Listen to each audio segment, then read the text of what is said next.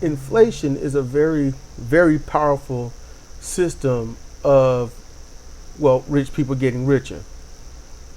At one point in history, it was actually used for startup owners, poor people getting some modicum of better money until they can level it off, and it stays pretty much where it is. That's what you call positive inflation. You jack up the price, you break even, and then you either lower the price because now you're okay and you can put it back to where it should be, or you keep it where it is to match the current economy, and that's it. Current inflation is just corporate greed. Just think about it in simple, okay? It's real simple.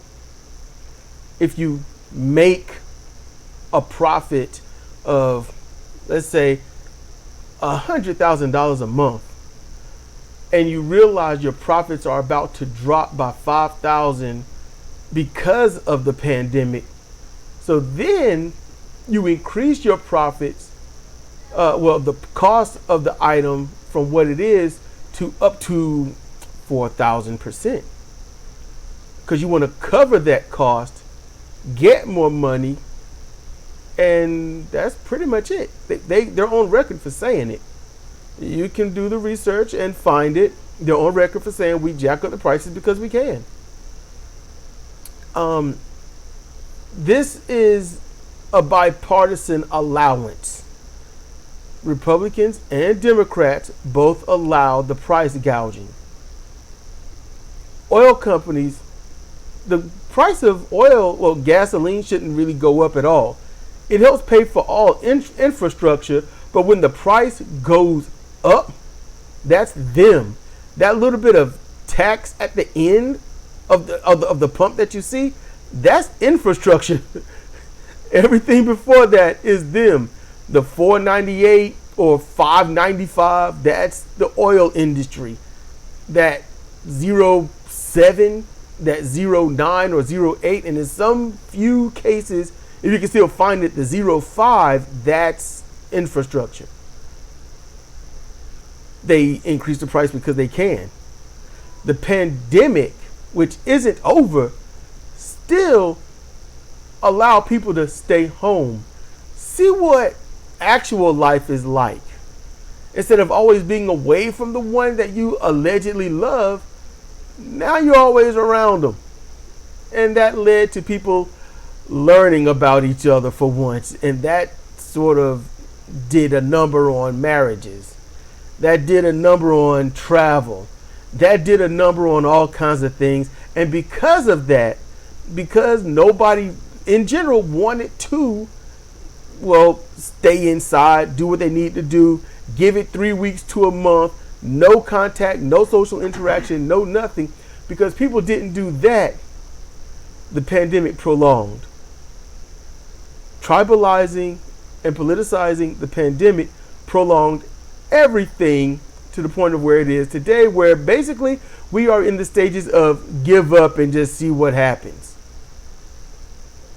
The oil companies, the drug companies, and everything else, they didn't take a hit. Not really. They just took a tiny loss of a few $1,000s out of the legit billions that they make. And because of that, it said, well, we just took this tiny bit. Now let's jack up the prices a whole lot. And because of that, you got the stories of people not getting their insulin and whatnot and dying. People having to shop out of country for medications. And then government officials making it illegal to do said shopping. Illegal to buy things from overseas or to even go overseas to get help. They started outlawing that in certain cases. And now we have people that are going into poverty. They're not getting low income. They're not downsizing a home. They're losing a home. They're losing a life. They're losing a lifestyle. They're losing their children. They're losing their families because of these price gouges. That's what's going on. It's not fair. It's not cool. But I got to say this. This is what people hate the most. And I say it, and I know it rubs everybody the wrong way. But we're going to have to take the blame for this. It's our vote that allows this. Your vote is powerful. Your vote tells the politicians in power if they're doing right or if they're doing wrong. By you, not for them, because they are public servants. And they are to go and represent you. They are supposed to go and do right by and for you, the people. Not the billionaires, not the millionaires. They're supposed to do right by you.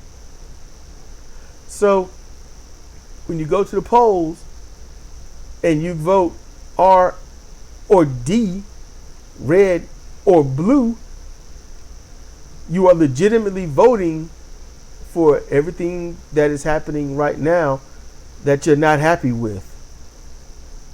You know what the answer is. In truth, you either have to stop worrying, stop tribalizing, or at the worst, stop being afraid and vote the right way, your conscience. Don't vote for the tribe. Vote for your need. They're supposed to be on your side. You are not supposed to be on theirs. That is the truth. Thank you for listening.